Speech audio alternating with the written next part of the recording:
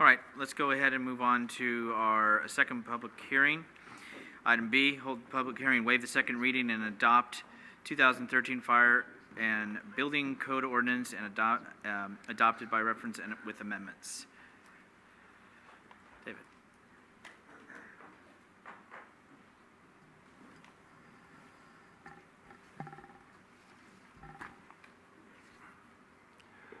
Good evening, Honorable Vice Mayor and members of the City Council. My name is David Woltering. I'm the city's Community Development Director. The state-mandated 2013 California building codes, including fire code, with proposed local amendments, were first presented to you at your January 28, 2014 meeting. At that meeting, staff provided an overview of the codes as well as the proposed local amendments. Council indicated its support for the codes and the local amendments with one exception. The Council asked that the proposed local amendment pertaining to a requirement to install fire sprinklers involving specified larger additions and/or retrofits to 1- and 2-family residential structures be returned for further consideration when all 5 council members would be present, as only 4 members were present at the January 28th meeting. Otherwise, Council waived first reading, introduced the 2013 California Building Code ordinances, and set tonight, February 11th, 2014, for second reading and adoption of the ordinances. Staff returned the local amendment pertaining to the fire sprinkler requirement to the Council at a special meeting of Council on February 6th. At that meeting, the Council majority did not support this proposed local amendment, citing concerns about cost, the small number of homes that would be captured by this requirement, and the relatively low incremental life safety benefit of fire sprinklers over the installation of smoke and carbon monoxide detectors. Otherwise, Council approved the proposed local amendments that evening. Tonight, staff is recommending that the Council hold a public hearing on this matter, waive second reading, and adopt the 2013 Fire and Building Code ordinances to be adopted by reference with the approved local amendments. Staff has modified the Fire Code ordinance that was included in your packet to delete the identified section 903.2.8.1 pertaining to the fire sprinkler requirement for the additions and/or retrofits to 1- and 2-family residential structures. This replacement ordinance was placed at the dais, and there are strikeouts indicating the amendment, the change. Both Fire Department and Building Division staff members are present this evening to answer any questions that you may have on this matter. Thank you. Any questions from council to staff at this time? Michael? Through the chair. I wasn't present at the first meeting. I was absent with notice, by the way. And I had some questions that I forgot to bring up at the second meeting, and these are more procedural things. But I was wondering about sections that are there's language in each section that I was curious about, and one of them is regarding the city's requirement to enforce these things, and it says in there that no section of the city's building code shall impose a mandatory duty of enforcement on the city. And I'm wondering, when it comes to state building codes and when it comes to our amendments, is this basically saying that we're not being forced by the state to enforce them, and we're not taking on the responsibility locally to enforce them? What does that really mean legally? I'm sorry, I didn't hear the entire question. So the language in here, and I don't know, Mark, are you prepared to answer that? Yeah, I think if I understand the question, in general, cities are not required to enforce their ordinances. They have the discretion to enforce those ordinances, and there's no difference in that exercise of discretion between these codes and any other city codes. So then why do we explicitly state that in this particular ordinance? That's a good question. I'm afraid I don't know the answer to that, but the building official may, but it may be a requirement when adopting by reference to explicitly indicate that, to make sure that it's clear that we don't have a duty to enforce those codes, just as we do not have a mandatory duty to enforce any other ordinance. Okay. Any further comment? Want to follow up? That's correct. Okay. So it's due to the fact that it's by reference. Okay.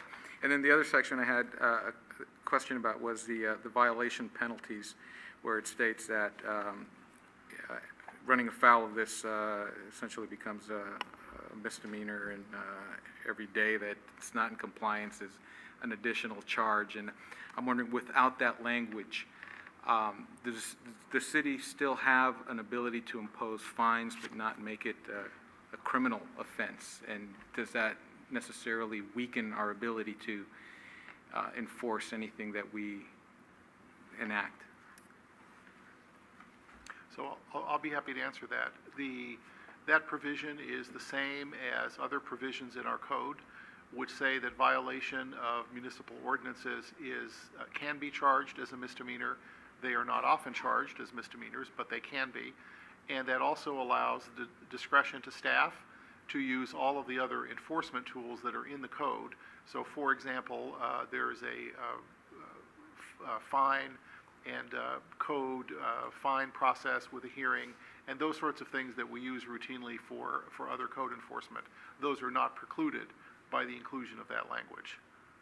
Okay. All right. Thank you. And then specifically to the changes that were made, I didn't get a copy of that, but I did glance at Irene's copy before the meeting, and there was a section. Can I borrow that? Thank you. Has the rest of the council up here had an opportunity to look through that we received this evening? Go ahead, Michael. I'm sorry. Okay. So there was a section, and I discussed this with the city manager earlier, where it was, to me, not exactly clear that the section referred to commercial and not residential properties. And I didn't see that stricken or adjusted in this copy, and so I was just wondering if we could elaborate. And I'm sorry, I believe it may have been section K.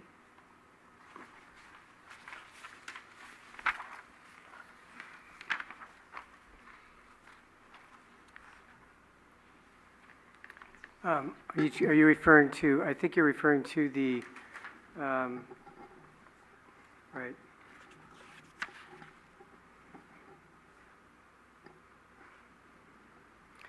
Yeah, all it is talking about is when sprinklers are installed. We have a current ordinance that sprinklers are mandatory when new buildings are installed. And the three references that it's referring to is NFPA pamphlet 13D, which would be a reference for new homes when sprinklers are installed in new homes. And the other two, 13R would be multi-residential properties, 13 would be commercial properties. So it's just making a reference to the standard that we use when sprinklers are installed. And what was confusing me is that the section is titled additions and alterations. It says additions and alterations are amended as follows, and then we have references to new home construction. Okay, well, in that reference, it's referencing the commercial part of the ordinance. So I know it seems to be a little confusing, but it does reference, it talks about alterations and additions and alterations, but that had to do with the two ordinances that were being proposed. One was the residential ordinance and one was the commercial ordinance. Since we omitted the residential ordinance, it just makes reference now to the commercial ordinance. The three standards, like I said, refer to the three standards that are for each type of building occupancy. Okay. So I'm still not clear why. I mean, additions and alterations to me means not new construction, and if this is just for commercial, then we are making a reference to NFPA pamphlet 13D for residential 1 and 2 family dwelling occupancy, so that's kind of contrary. You're right. City Attorney, can you shed any light in addition to the Deputy Chief? It appears that the title of section 903.1.2 is what it is in the state code, and without looking at the whole thing, it's difficult to say why it's titled that way.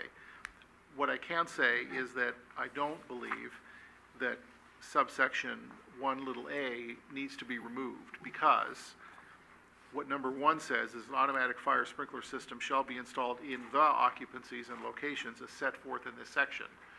So if the section does not require an installation in the occupancy, then A, B, and C don't apply. If it does require installation in one of the occupancies, like let's say residential new construction, then we use the standard that's in A. So I don't interpret this as having, I don't think A causes it to be applicable to the things that you wanted to take out. Okay. I hope You that think? helps. Are you sure? Through the chair, That would be my interpretation if there were a question. I commend the city attorney for clarifying it. Like, I've been reading code books for 30 years, and we're always looking for the out, and we're looking for the exception.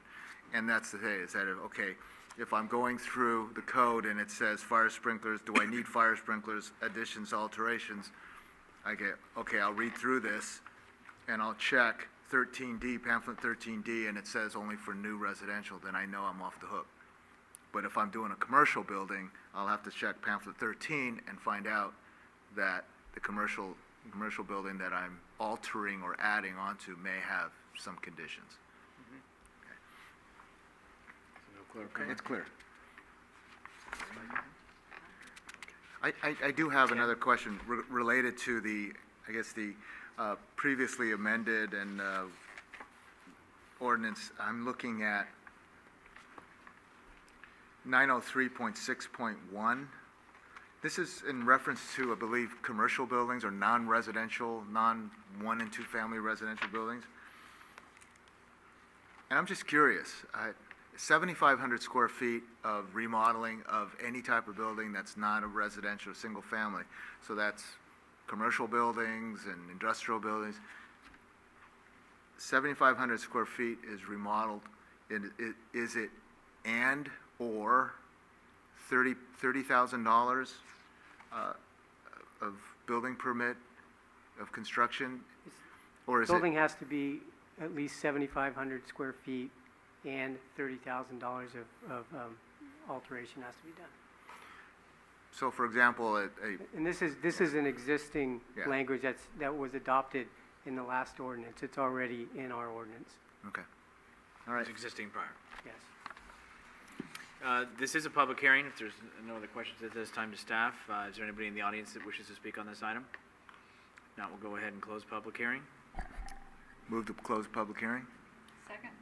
All those in favor say aye. Aye. Okay, back to council. Any action, or does anybody want to adopt the ordinance? We need a motion to waive second reading. Thank you very much, Ken. Through the chair, I'd like to make a motion to waive the second reading of the ordinance. Second. All those in favor say aye. Aye. Thank you. Through the chair, I'd like to introduce the ordinance for adoption. Carol? Councilmember Ardera. Aye. Councilmember Salazar. Aye. Councilmember O'Connell. Aye. Vice Mayor Medina. Aye.